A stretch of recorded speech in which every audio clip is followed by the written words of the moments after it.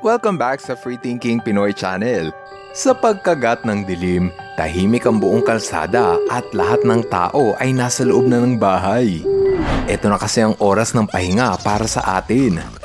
Ang hindi nyo alam, ito ang oras ng ibang hayop para mabuhay. Kung may mga hayop na aktibo tuwing umaga, pues ibahin mo ang mga hayop na ito. Sila ang mga nocturnal animals. Kapag sinabing nocturnal, ito yung mga hayop na tulog sa umaga at gising sa gabi. Madalas sa mga hayop na aktibo sa ganitong oras ay mga maninila. Ito yung mga predator na naghahanap ng mabibiktima. Ang halimbawa nito ay ang mga leopard. Malinaw ang mata ng leopard kaya kitang-kita nito kung nasaan nagtatago ang mga hayop. Mahina ang paningin ng mga antelope kaya hindi nito namamalayan na may paparating na palang leopard. Mas gusto ng mga leopard ang umatake sa gabi dahil natatakasan sila ng mga antelope tuwing maliwanag ang paligid. Pero kapag ganito kadilim ang paligid, hindi na nakakatakas pa ang biktima.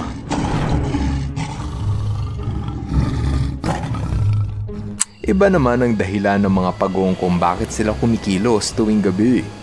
Mas ligtas kasi para sa mga batang pawikan ang lumangoy para makaiwas sa kalaban.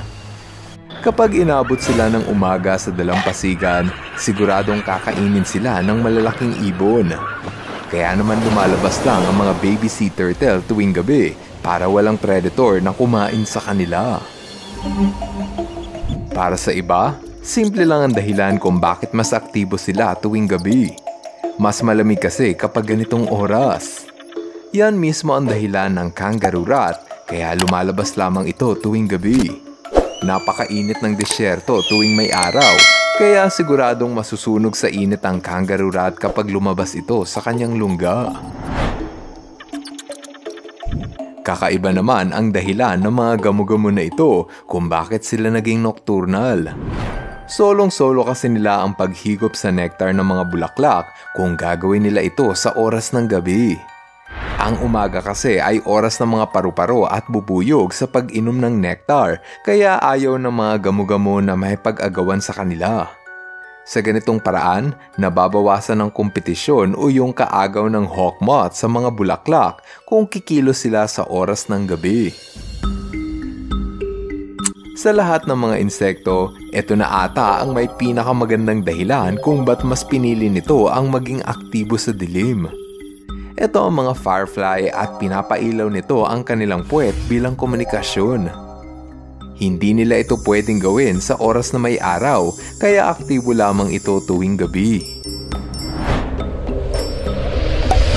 Dito sa Pilipinas, matatagpuan ang isa sa pinakasikat na nocturnal animal sa buong mundo. Sila ang mga tarsier. Mahirap humanap ng tarsier sa umaga dahil nagtatago ito habang natutulog. Ngunit sa pagsapit ng gabi, isa-isang naglalabasa ng mga tarsier para humanap ng makakain. Ginagamit nito ang malalaking mata para makakita sa dilim. Ang isang mata lang nito ay mas malaki pa sa kanyang utak. Kung ang tao ay may mata na kasing laki ng sa tarsier, halos kasing laki nito ang melon. Dahil sa laki ng kanilang mata, nasasagap nito ang kakaunting ilaw na tumutulong sa tarsier upang makahanap ng pagkain gaya ng tipaklong kahit na ba ay sobrang dilim ng paligid. Para sa ibang hayop, wala silang mata na kasing laki ng sa tarsier, ngunit sobrang lakas naman ng kanilang pang-amoy. Ang magandang halimbawa nito ay ang aardvark. Sa pagsapit ng gabi, abala ang mga aardvark sa paghanap ng pagkain. Ang paborito nitong kainin, anay at langgam. Ginagamit nito ang kanilang matalas na pang-amoy bilang gabay sa paghahanap ng pagkain. Naaamoy din ng aardvark kung may paparating na kalaban. Nang dahil sa kanilang ilong, nakasurvive ang mga aardvark sa buhay na pang-nokturno. Kung may malakas ang paningin at may malakas na pang-amoy, iba naman ang kapangyarihan ng mga bat-eared fox. Matalas kasi ang pandinig ng mga hayop na ito gamit ang kanilang naglalakihang tenga. Hindi nila kailangang gamitin ang kanilang mata sa paghahanap ng pagkain. Isang maliit na kaluskos lang ng kanyang hinahanap, dinig na agad ito ng bat-eared fox. Iba naman ang estilo ng paniki upang makapag-navigate. Gumagamit kasi ito ng echolocation.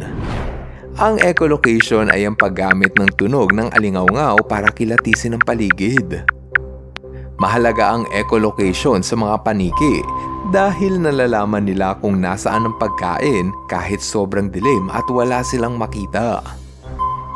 Para gumana ang echolocation, kailangan ng paniki na maglabas ng sound wave. Kapag may tinamaan na bagay ang sound wave gaya ng gamo-gamo, bumabalik ito sa paniki sa paraan ng echo o alingaw-ngaw. Nang dahil sa alingaw-ngaw, natatansya ng paniki kung nasaan ang insekto na kanyang kakainin. Sa tingin ko, sa lahat ng mga hayop, ang mga kwago ang pinakabihasa sa pagiging nocturnal. Wala man itong echolocation gaya ng mga paniki, ngunit meron naman itong samot-saring superpowers. Matalas ang paningin ng mga kwago kaya nakakakita ito sa dilim. Malakas din ang pandinig ng kwago, kaya naririnig nito ang maliliit na kaluskos ng daga.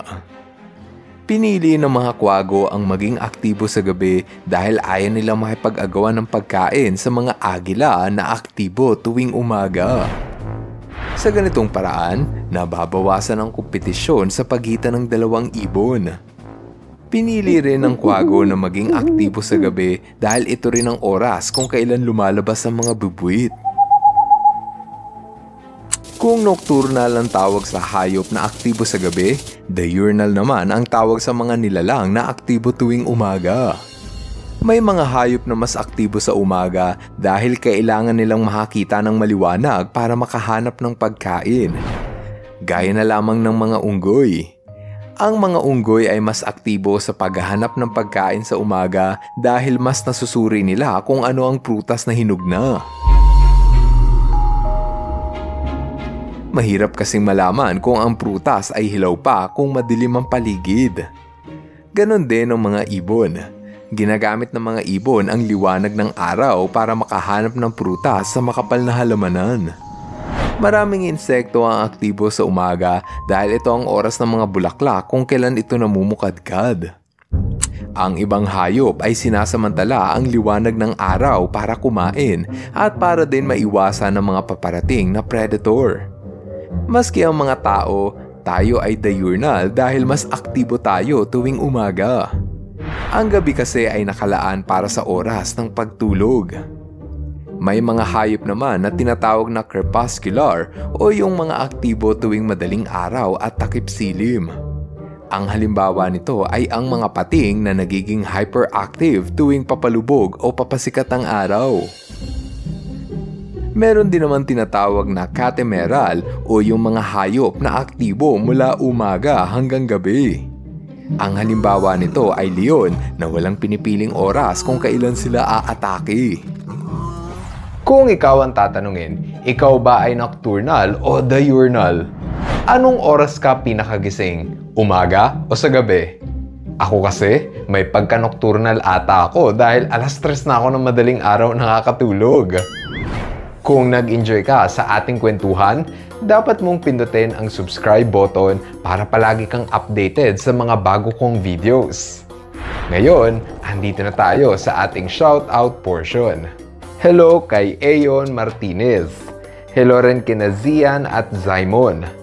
Shoutout kina Alexis EJ Montecarla, Earl Kyrie, IC Kane at Kobe Lamar. Kenneth Cardillo at Carl Joseph De Vera, at kina Netnet, Cheng Cheng at Jenark Melbrin Cosal. Maraming salamat sa inyong panonood. Now, see you guys in our next video. Bye-bye! FTP viewers, thank you so much sa panonood mo na aking video. Kung nagustuhan mo ang video na ito, subscribe na sa FTP channel. Don't forget to hit the bell button para updated ka sa mga bagong videos. Paalam!